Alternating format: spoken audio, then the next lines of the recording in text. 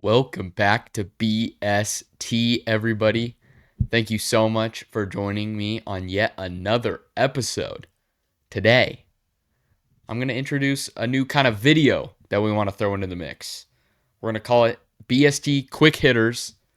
It's for all those topics in the sports world that may not be a video on their own, but when combined with a bunch of them, make a pretty interesting video full of lots of different discussions. But first off, I just wanted to thank you guys so much for getting us to 93 subscribers on YouTube. It's greatly appreciated. I believe we have like 91 or something on TikTok. Just awesome to see this thing grow a little bit. You know, I want this channel to be community driven. So if there's anything you want us to talk about, go over, I'd be happy to. Um, so yeah, just leave comments. Comments are the best to just respond to. I try to respond to any comment that is constructive and not like unnecessarily mean or anything like that. We don't get too many of those, but mostly just like the comments about sports. I'd like to chime in to see what you guys are talking about. So let's just get right into this. The quick hitters today, starting off, the Utah Hockey Club is no more. They are now the Utah Mammoth. And let me just start off by saying I absolutely love this name. Utah Mammoth. Um, to my knowledge, there's a pretty good history of mammoths in Utah. Fossils have been found everywhere across the state. So I like that connection there. But so the logos, the jerseys, I love them both. I think the logo looks really fierce. I know some people have said it kind of looks like an AI logo. I don't totally see that.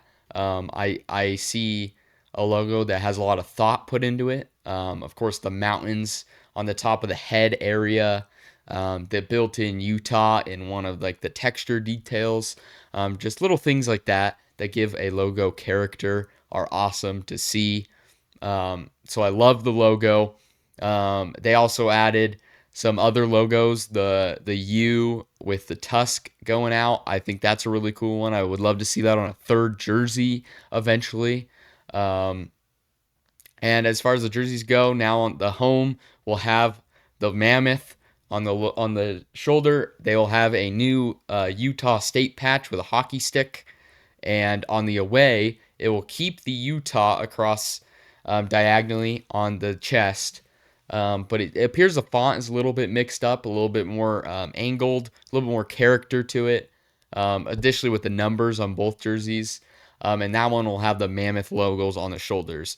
So, like I said, in the future, I'd love to see a jersey that has the like a blue color design with the U with the tusk coming out. I think that'd be really cool to see Utah adopt. But yeah, I think this has went really well. Obviously, faced ton of backlash from the start for not picking a name last year. And now to have this, I think it's just a really great journey. And they're renovating the stadium to get it prepped fully for hockey in the next coming years. So a lot of good things going on in Utah. I'll definitely right now my fandom is between Vegas and Utah. I know kind of weird in the West, but I was born in Utah, so there's that. Um, so I think my fandom for Utah is definitely growing, and this just strengthens it. I think it'll strengthen it for multiple fans, and garner a little bit more respect across the league than this past year. But just wanted to go over that huge rebrand, and it's got quite a bit of respect from around the league for how good it looks. All right, jumping over to Sam Bennett. Always an interesting topic of discussion in the NHL. Sam Bennett, absolute madman on the ice, has quite the history and and like background of maybe doing a little bit of dirty things on the ice, and that did not change. I'm a little late to the party on this one, but I just kind of wanted to go over my thoughts on if he should have been suspended or not. Um, as we know now, he was not. For his elbow on Anthony Stolarz. Of course, the freeze frame video that everybody has seen, it doesn't look too bad from my opinion. It doesn't look that bad. So I'm not really sure what that's all like. But again, in full speed, it probably was a lot worse to the head, especially of Stolarz, than we could really tell. So that's what I'm thinking there. I'm like, it didn't look that bad, but obviously Stolarz leaves the game, is throwing up on the bench. I believe he was hospitalized um, with concussion symptoms. That's what it's believed to be as a concussion. Um, Obviously, like I said, Bennett was not suspended, um, but I also saw this thing that in the first period, a puck nailed him right in the mask, and that may have also been contributing to the concussion. Um, and the thing about this one too is Bennett apologized, saying Stolarz was one of his best friends. Obviously, they played together last year on Florida.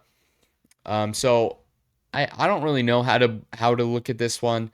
Obviously, I don't think it's the dirtiest hit we've seen from Bennett or other players. I definitely think the league should have at least suspended one game, just to set an example. Maybe deter this kind of thing in the future. Whether or not it caused a concussion, I think it's just malpractice to not suspend him.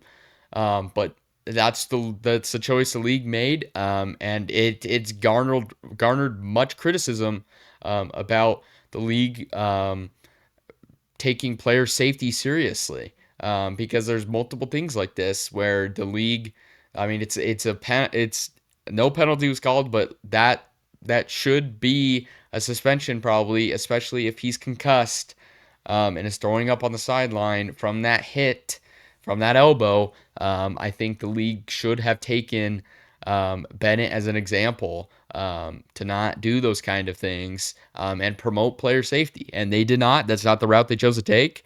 But ultimately, karma gets you. Karma's I'm not going to finish that, but you know the saying. And tonight, in a loss to Toronto, Toronto takes a 2-0 series lead. They win tonight 4-3, but Sam Bennett in the loss, 0 points and a -2 on the ice. So karma gets him back. Maple Leafs, I'm sure you wanted him suspended, but at least he was a net negative on the ice for Florida. But yeah, I think he should have been suspended. He's not. Let's move on to the NFL. Haven't talked about the NFL in a little bit since the NFL draft, of course. But a big trade went on this morning. George Pickens is going to the Dallas Cowboys. The full trade includes Pickens and a sixth to Dallas in exchange for a third and a fifth to Pittsburgh. Um, I don't know. I like this trade for Dallas a lot more than I like it for Pittsburgh. Obviously, Pickens, polarizing player, gets in fights down the field like we saw last year. Pretty insane player, if you ask me. But not the player I'd want on my team. I know there were rumors he'd be traded to the Packers. I didn't want him on the Packers, but that's where I kind of have a little bit of confusion on the Cowboys. But other than that, you only trade a third round pick and a fifth round pick. That's not a lot, to get a player who is a great playmaker at wide receiver. He can go up and get the ball. He makes spectacular catches. I think that's kind of his strong suit. He's not as much of a route runner as some wide receivers in the league. He's definitely more of a jump ball guy, big play, downfield receiver. But you kind of have that intermediate guy with CeeDee Lamb. CeeDee Lamb can do it all, but I think now this makes him definitely more of an intermediate, X wide receiver that moves the chains, and Pickens can be your deep threat. You can go up to get the ball, and now you have two pretty good red zone threats. So I like this for Dallas. Now you're building your wide receiver core back up from where you had it when you had Amari Cooper. So now you give Dak some weapons for only a third and a fifth. I don't mind that at all. I think that's a pretty good trade for Jerry Jones. As far as Pittsburgh goes, I don't like it. You really like I said for Dallas, it's the opposite. They didn't give up much. Pittsburgh didn't get much for a player that you paid a second round pick to draft. I thought has been pretty good for you. I thought with DK Metcalf gave you a pretty good wide receiver duo. And now it's kind of interesting. I heard they may trade for Allen Lazard, and that almost assuredly means Rodgers is coming there. Because why else would you trade for Allen Lazard? So now if he has Metcalf and Lazard, I definitely don't like that receiving core as much as I did with Pickens, obviously. So I'm not a big fan of it, to be honest. I think they probably should have held on to Pickens. This isn't a bunch of compensation. But I guess Mike Tomlin, not a big fan of Pickens. Makes total sense. Mike Tomlin's a no-nonsense guy, and Pickens was a lot of nonsense. But so was DK. So I was kind of excited to see the DK George Pickens combo just going out there punching people down the field. That'd have been pretty cool to see, but I guess not. I guess Pickens will go and do that in Dallas instead. But yeah, I don't know. I'd probably, if I was going to grade it, I'd give Dallas probably a B plus, and I'd give Pittsburgh probably a C or a C minus. I just don't really like the return for it, and it kind of just makes it feel kind of meaningless to me. But yeah, George Pickens to Dallas to give Dak Prescott another weapon. Moving on to the final segment of quick hitters. Let's go to the NBA. Some pretty crazy developments in this second round. Indiana and New York have taken 2-0 leads versus the top two seeds in the East. Pretty incredible stuff here. Let's start between the Knicks and the Celtics. This, I think, more than it's been about the Knicks, it's been about the Celtics and their downfall in these two games. No better place to start than their three-point shooting, which is their game. They love to shoot threes, and they're very good at shooting threes, but not in this series. They have shot historically bad, going 25 for 100 in two games. 100 three-point attempts in 2 games. Insanity. That's 25% for those of you who cannot do simple math. That in game one, most threes missed ever in a playoff game with 45. They were 15 of 60 in game one. But that has not been the total story why they cannot win these games. They have also held 2 20-point leads in game one and game two, a 20-point lead in each, and they have blown it and allowed the Knicks to come back and win the game in each game. It's just insane. Perfect storm to absolutely just tank right now. Tatum is averaging 18 points per game. That's down 9 points from his regular season average. So he is not playing well. Had a really bad game two. Had only 13 points, I believe. So he's not playing well. He had the final shot in game two. Got it stripped. So that's part of this. And I know Tatum has multiple haters. And it's not boding well for him. Once again, obviously they won the championship last year. That shut them up for a little bit. But the one thing we know about haters is they will always come back. So yeah. But. I think there is a reality where the Celtics win this series in 6. I really do. I think they can win 4 in a row. Like I said at the start, they shoot the three extremely well in the regular season. They love shooting it. If they can just hit some of these, get up to 40%, I think they have a chance. Because, like I said, they've held 20-point leads in each game. They have dominated. 20 points is nothing to scoff at. That is a massive lead in the NBA, especially in a second round playoff game. I believe if they can start shooting the three and close out some of these games, that's a big part of this too. They're missing a lot of threes in crunch time. Okay? In crunch time, when we need clutch shots from the Celtics, they can't hit them. That's part of the problem here. So if they can just start hitting their threes in crunch time, put these games away, I think the Celtics can win in 6. Now, the Knicks. I love what they're doing here. Back-to-back clutch defensive stops by Mikal Bridges at the end of the game. That's what they brought him in for. The 3-and-D wing. He is showing the D pause extremely well. Extremely well. Defense is on top for Mikal Bridges right now. It's huge for the Knicks to continue to do that down the stretch of these games, because now they have what they need here. They have the two-game lead.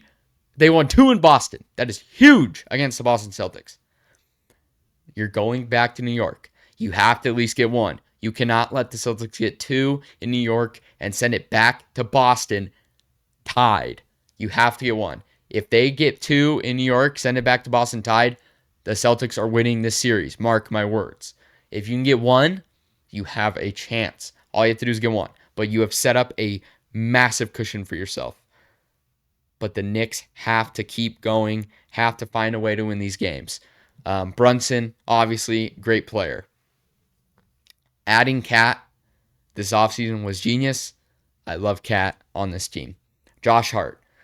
They have the players here, but so do the Celtics. So I think this series is going to be closer than it looks right now, especially since the Celtics have shot this bad and are only losing by a couple points at the end of things. And one game went into overtime. So I don't think New York's going to run away with this series. I don't think it's out of reach for the Celtics yet. But it's going to be very interesting to see how this all unfolds as the series goes on. But let's jump to the Indiana-Cleveland series. I'm not hitting the panic mode for the Celtics. I'm hitting the panic mode for Cleveland. First off, they just don't have the championship pedigree that Boston has with their players. Obviously, Cleveland won back in the day with LeBron, but I'm saying now, they don't have this championship pedigree. So I think that can help Boston carry them out of this. I'm not sure where that comes from for Cleveland. In game 2, I thought they were going to win it. They collapsed similarly to Boston, allowed 7 in the final minute, including a clutch three-pointer by Halliburton to win the game. That cannot happen. But the one thing that I will say about Cleveland is they've been injured. They haven't had Garland for both these games, and they didn't have Mobley for game 2. So that's a big part of this. Injuries are tough. With those guys, they probably have one of, if not the best starting 5 in the league. And now you don't have Garland, who's your point guard, which is huge, and you don't have Mobley, who's your power forward. So I do think that plays a role in this. I think that makes them much more evenly matched with the Pacers, especially when Halliburton is playing like he is right now. But they're just going to need... Mitchell had 48 points in Game 2. They're going to need him to continually step up like that if they're going to win this. And I don't get the same kind of vibes I do with Boston that they can come back in this. I get a vibe like, man, like this is bad. We could genuinely, this is our season. They have to win game three. They have to win game three. I think they will. I think they can come back in the series, but one of my coworkers told me before the series started, he said, I think the Pacers are going to make a run to the conference finals and maybe further. And this is exactly what is happening so far. And I love it because I love to see these upsets. But we'll see what happens here. Ladies and gentlemen, that will be it for quick hitters. Let me know if you like this concept. I do. I just think it's a nice way to talk about topics in sports without dedicating one episode to it. I don't really know when like these will come out. Obviously, we'll have our more comprehensive videos on different series that go on in the NBA and NHL playoffs. We're gonna do videos when a team wins a series, and we'll kind of review what happened and what's in it for their next matchup. Um, and we're still a little bit wild from those in the NBA and NHL, but we'll see how those all play out. We got the NBA draft lottery coming up on Monday, so hopefully, please, Utah Jazz win the draft lottery, get Cooper Flag, please. I'm worried, but we'll see what happens there. Hopefully it happens. Um, but yeah, please like, subscribe, comment. Yeah, it means so much. Go check out TikTok, um, YouTube Shorts for all of our clips and stuff like that. It's greatly appreciated. Let me know down in the comments what you want me to talk about. If you got any topics or anything like that you want to hear, I'll gladly take any recommendations. But thank you guys so much for watching, and I will see you in the next one. Peace.